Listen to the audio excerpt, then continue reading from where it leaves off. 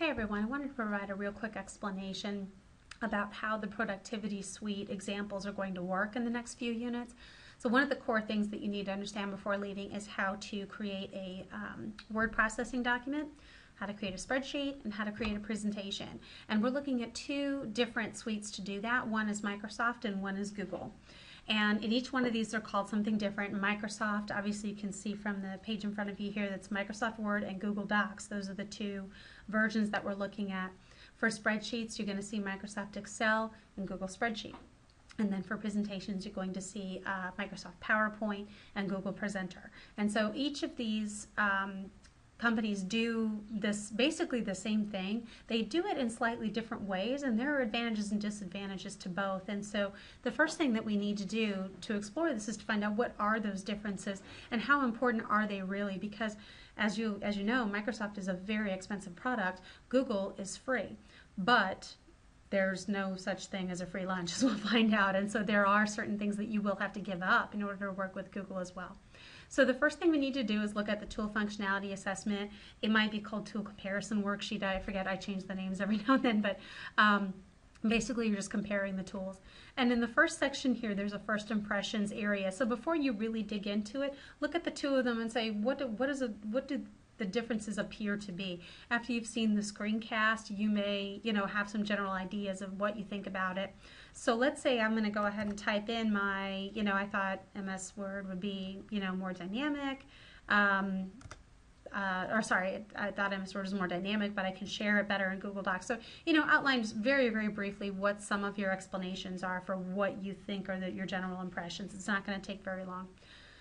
Now, as you roll through the worksheet, you're going to see that there are categories here, categories of different things that you're going to see in Word documents. So the first one is paragraph changes. Then we have editing functions, color and style features, page setup, citation features, and then sharing and collaboration. Now, under each one of them, there are different things asking you to find, okay, well, where do you justify paragraphs? How do you add bullets? How do you do numbering? How do you shade the background? That sort of thing.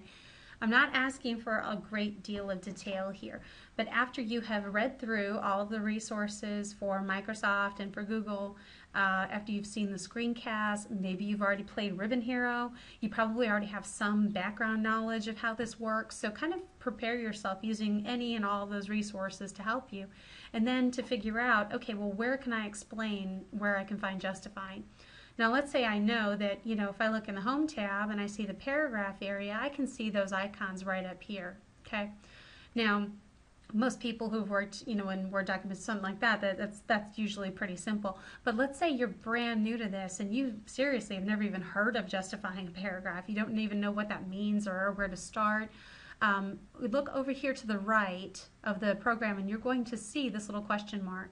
And what's really important to know about this is that every single technology we explore, and I mean everyone, will have a help button somewhere. It's usually in the upper right hand corner.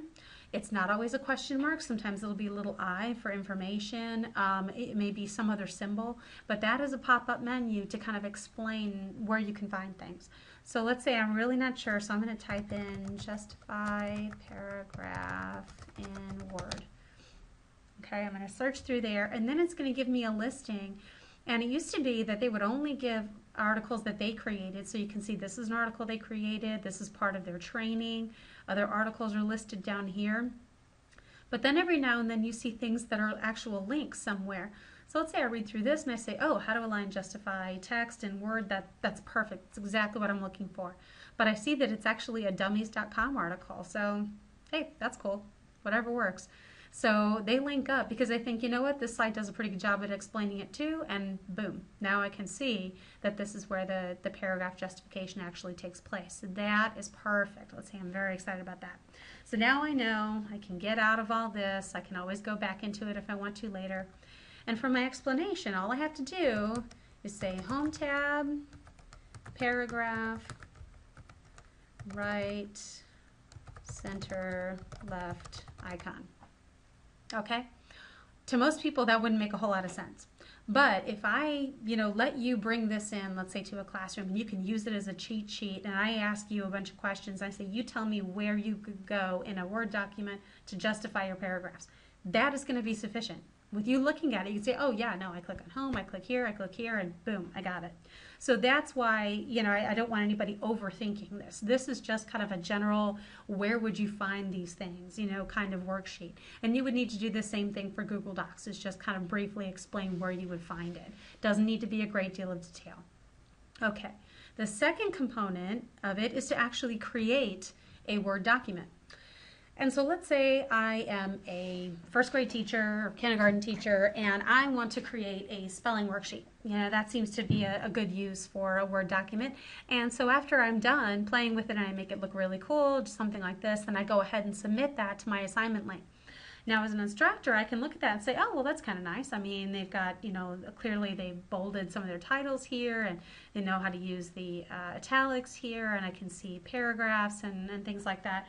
So let's say and obviously this one is lacking quite a bit. I gave a minimal effort here as a demo, but, you'd need to add numbers and things to make it a little more clear for your students. But as an instructor, I get this and I say, oh, that's great. They've got all these things. But what's really interesting for me, and I hope it is for you too, when you become, when you have your own classroom, is the concern is less having all of your students set to the same standard and more about pushing each individual student to grow and to learn new things. And so that's really what this assignment is about. You could submit, a random document that has a couple of bold items, a couple of italics, and that may be a really big stretch for you. That may be something that's brand new. But if you've been creating documents for a while, this is your opportunity to explore new things and to try new things and to see what works and what doesn't. And so that's why I want to know what your level is and how you decided to push a little bit further so that you can understand something new. So in addition to developing this and to submitting it, as a student then, I need to explain what are those 5 things that I learned that were new in here that I didn't know before, and how did I apply them to my document to make it, a little more interesting or to make my workflow a little bit better.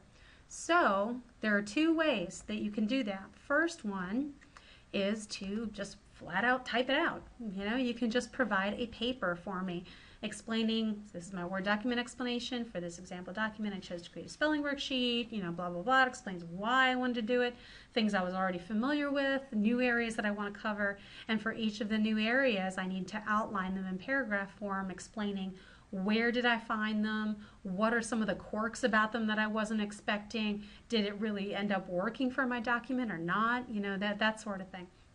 So for example here, I've got these first 2 areas that I'll cover as tables and page color. So I went ahead and typed out, a detailed explanation. But if I don't want to do that, if this is just too much writing and I'm not a great typist, or it's boring for me and I'd rather provide a video explanation, that's where your Jing skills or your screencast.com skills from the first unit are really going to come in handy. So what I can do if I don't want to type all of it out is I can go to my document, and I can go to my Jing here. I can do it just like I did, for my first website. I can scroll it all the way over in my document. And I can capture my video. I can let it count down with my mic on. And then I can go ahead and start explaining. I can say, okay, Amy, this is the one that I created. I already knew, some basic functions in the Home tab here, fonts and all that sort of stuff. I knew about paragraphs, but I was trying to figure out how to make this work for my class. So I went to Insert, and I went to Table, and I rolled over all these different options, and you see that let me, go ahead and create a new table based on the number of columns or rows that I needed.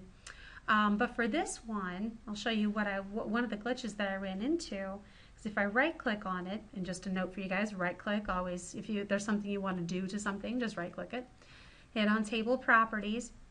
And one of the things I want to do, I didn't like all of these grid lines, so I went into borders and shading, and I saw that it had the box around it, but I selected none at first, and then I hit OK, and then I hit OK here. But then you can see what the problem was, is that I can't see my rows anymore, and so I'm not sure, which ones are supposed to go where, and I was afraid that was going to confuse my students. So I went back into it.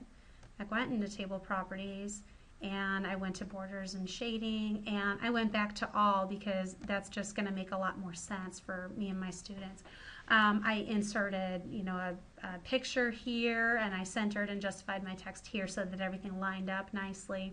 The other thing I did was I added color. So if I go into page layout and I saw this little colors option, let me see if I can find it now. And this is okay, by the way, guys. Sometimes you will forget exactly where you're supposed to go. Ah, there it is. Okay, I can see it now. So it's in my page background area. And so I went ahead and clicked on page color, and it gives me a few different options. You can see as I roll over them, it will change the colors for me.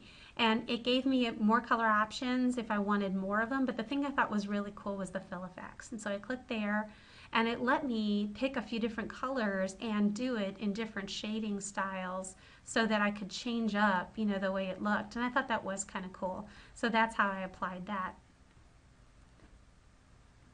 And that would be the end of my pretend screencast. Okay. And obviously I only pointed out 2 of the components that were on my worksheet. So I'm going to go ahead and cancel out of here. But you just save it again the same way you did the first one. And then you just send the link to me. And that is, remember, Jing is a 5-minute limit. Screencast is longer, but Jing is only 5 minutes, so you're going to want to make sure you're only spending about a minute on each item. But it is a much faster way to run through all of the different things. And then you can explain to me where you went and what you learned and different things that you outlined without writing out an entire document. Doesn't make any difference to me which one you do. All I want is some sort of explanation that demonstrates to me that there are new things about this technology that you learned that you didn't know before. That's it. At the core of it, that's really all it's about.